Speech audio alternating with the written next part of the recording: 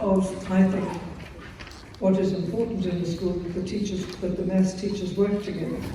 If you have a maths lab, you're saying, we are special, we will look after this lab.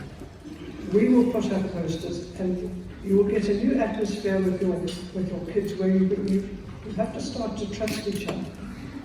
Now, it's very easy to suggest that you have a dedicated maths classroom. And I call it a maths lab because physics has got one. But you have to persuade management. And what do? They say, oh, we can't.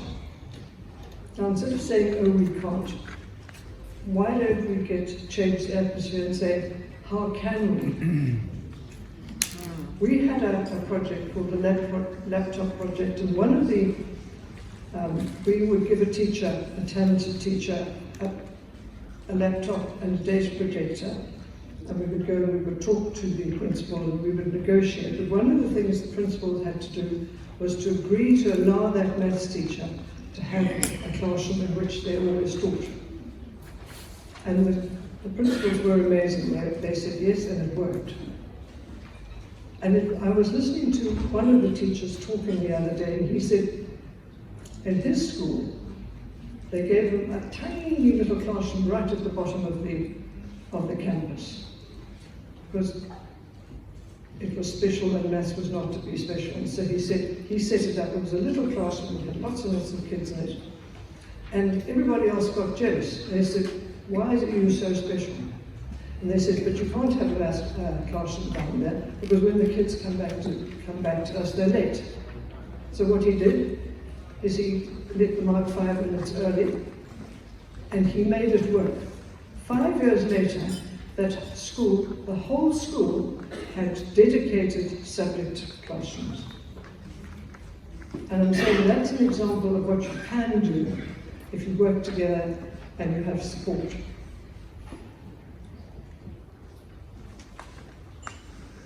Now, in terms of technology, I think technology is the future. But unfortunately, we are living in the present, and we must be realistic.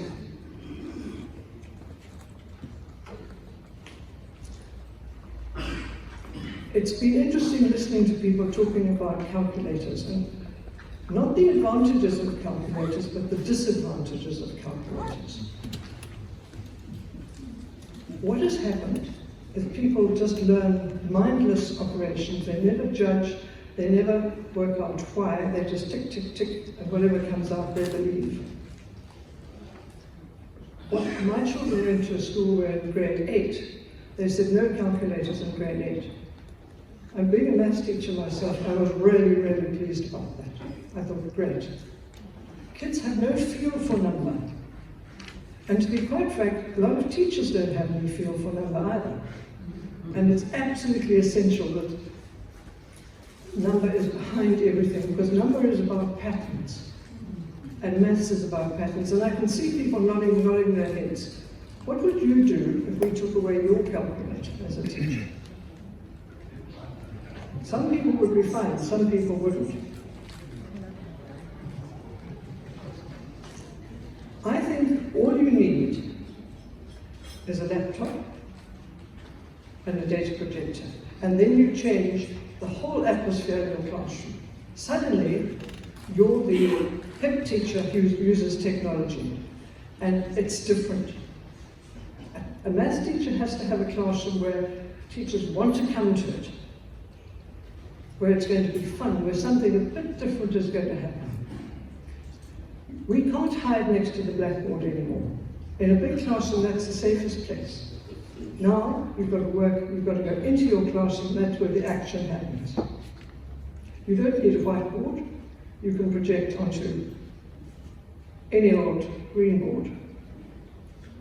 If you look at that there, think about geometry, and think about the sort of diagrams teachers will draw on the board. I'm not knocking teachers, my circles are terrible as well.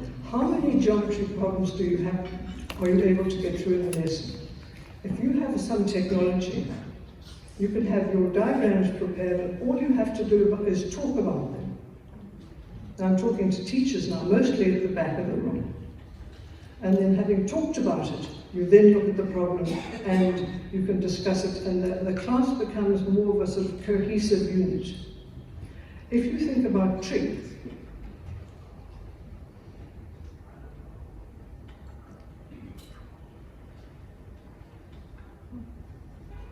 okay, there are your axes. You can see from 0 to 360. This is definitely for your degrees for specifically tree. Now what is that? That's, say, y equals sine theta, isn't it? This is a maths test. What's that? Come on, come on.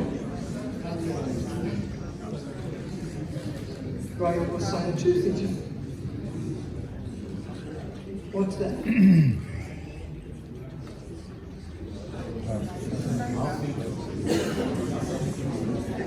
Isn't this much more fun?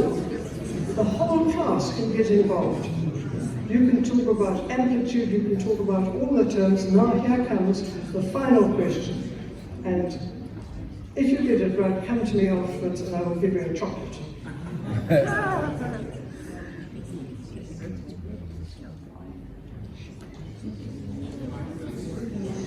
Everybody's looking at the screen. Imagine what your kids would be doing.